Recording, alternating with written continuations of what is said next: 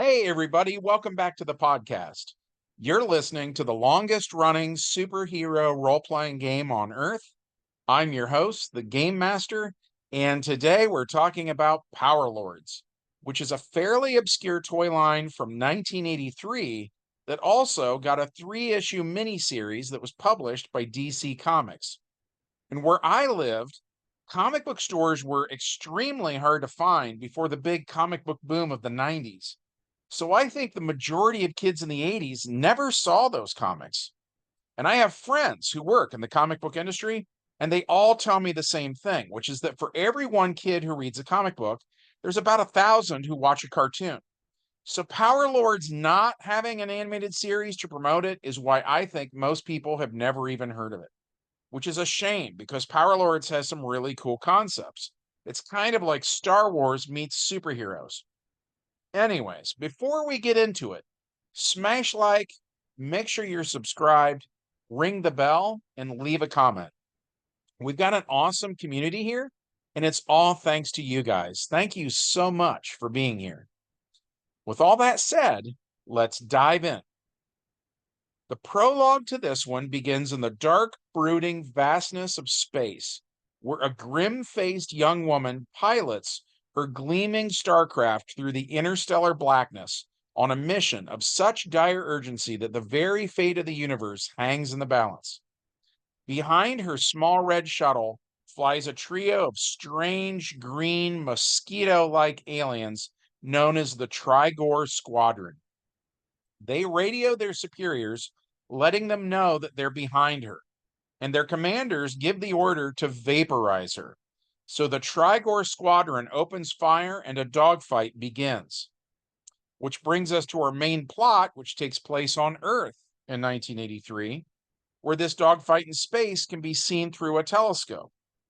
Dr. Ivy calls a young man over named Adam Power and has him look through the telescope, but neither of them can believe what they're seeing.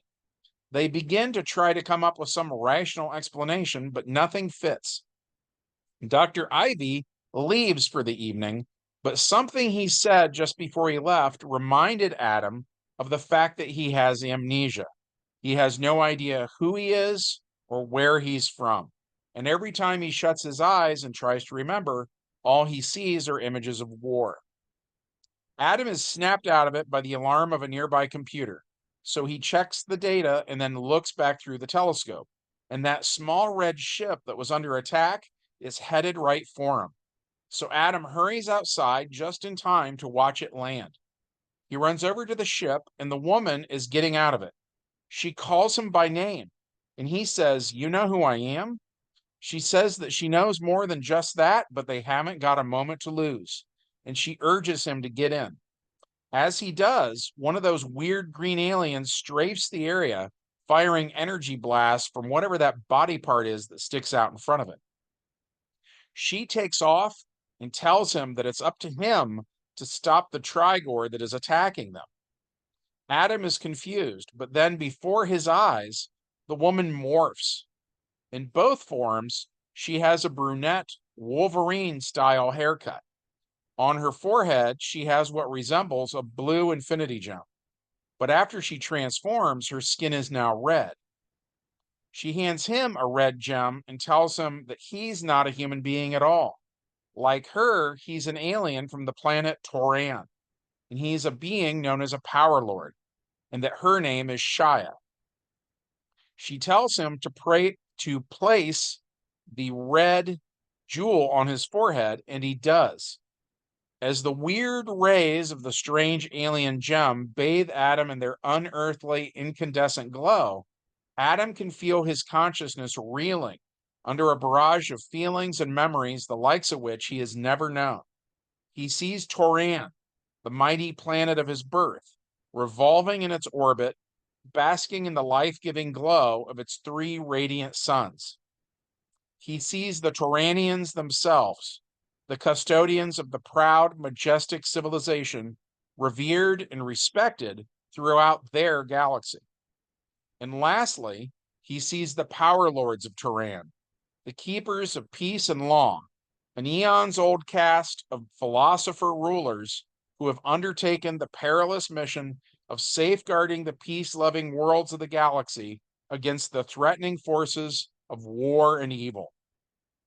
There is the venerable Izah, king of the Power Lords, his queen, Moira, and their son and heir, Adam, as well as the lovely Shia, the Power Lord's faithful herald. And then one dark day, a great mothership appeared over Turan, disgorging from its innards a vast armada of Trigors manned by a ruthless army of invading aliens from the planets Krondar, Morda, and Zomar. Previously accustomed to exhausting their warlike energies in battles with one another, the three evil races had finally settled their differences long enough to conclude a power-hungry alliance for conquest, headed by three of the foulest villains their galaxy has ever known. Arcus, the Dictator, sinister crab creature from the planet Krondar; Griptog, the Crusher, four-armed behemoth from the planet Zomar; and treacherous Regoth, the Goon of Doom from the planet Morda. Together, they form the most fearsome triumvirate of all time, the Extraterrestrial Alliance. One by one, the courageous defenders of Turan were blasted from the spaceways, and before very long, in the high-domed stronghold of the Power Lords, Shia tried to spirit away the king and queen. But the king said Power Lords do not desert their people in their darkest time of calamity, so he and his wife chose to stay. Adam puts up a fight, but the king insists that his son leave, so that some part of them may live on. So Shia used a gun that acted like the transporters from Star Trek, and it beamed him to Earth, where the gem on her forehead would enable her to find him again one day. And that day is, of course, now. So in an instant, Adam remembers all of this, and once again, that creature outside of the red, tiny ship fires yet another energy blast. So Adam uses dispersal, like the Martian Manhunter, to fly out of his ship and fight the Trigor. In his super-powered form, Adam's skin is now blue. His eyes are red, he still has dark hair, but now he has strange red veins through his blue body. Adam points his hand at the attacker and fires an energy blast at him that rips the mosquito-like alien in half. Adam then gets back inside of the ship and he glows red. When the glow subsides, he looks human once more. He has a million questions where he has gaps in his memory, so Shia answers them as they travel to what appears to be a volcanic asteroid.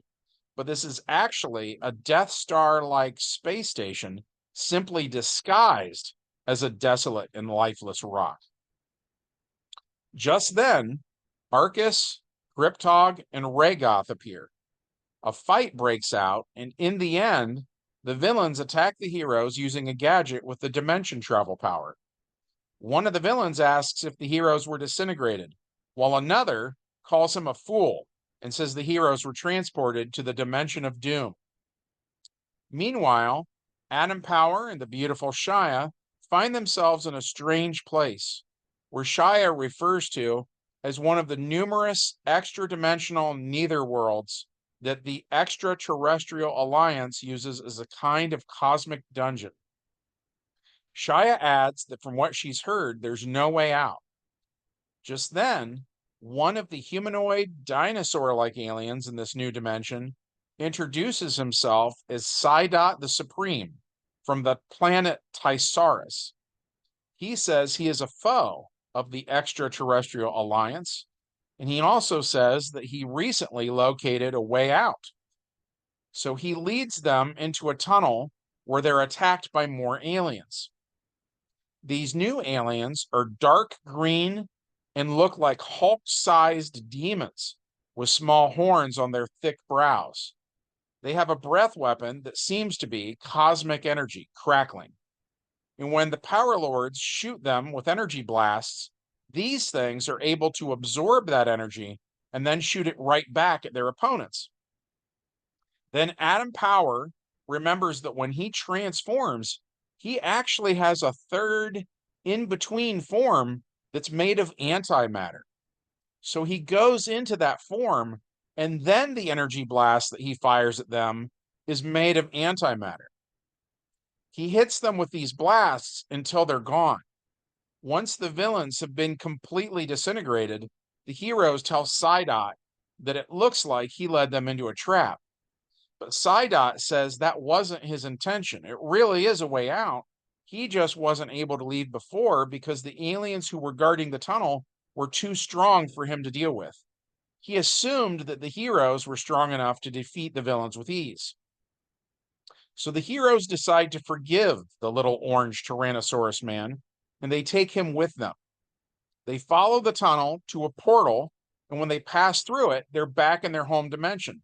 But the volcanic asteroid has been stolen by the Extraterrestrial Alliance. Right now, the villains are using it to attack innocent worlds in an attempt to conquer the universe.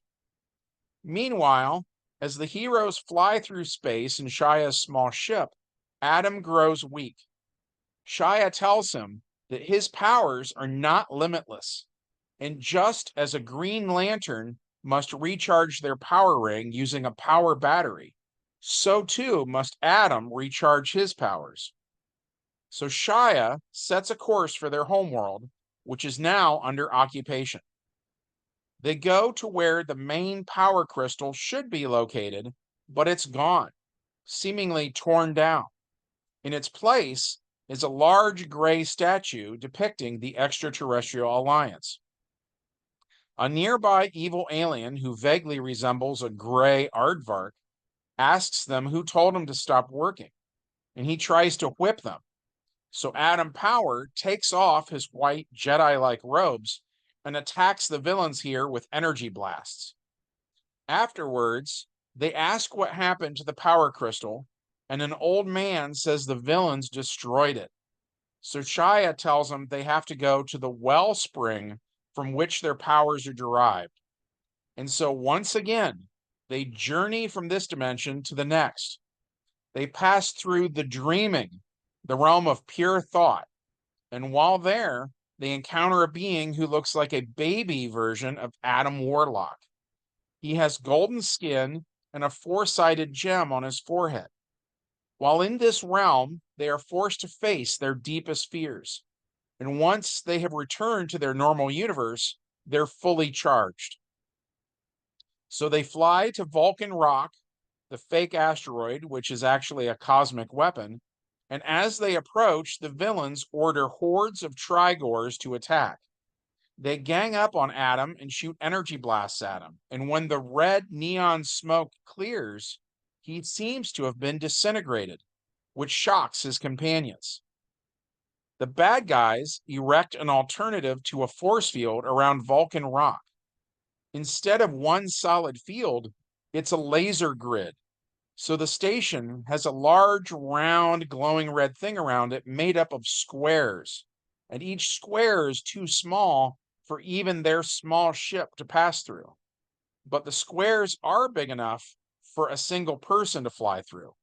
So that's what the heroes do. Meanwhile, Atom Power is alive and well in hyperspace.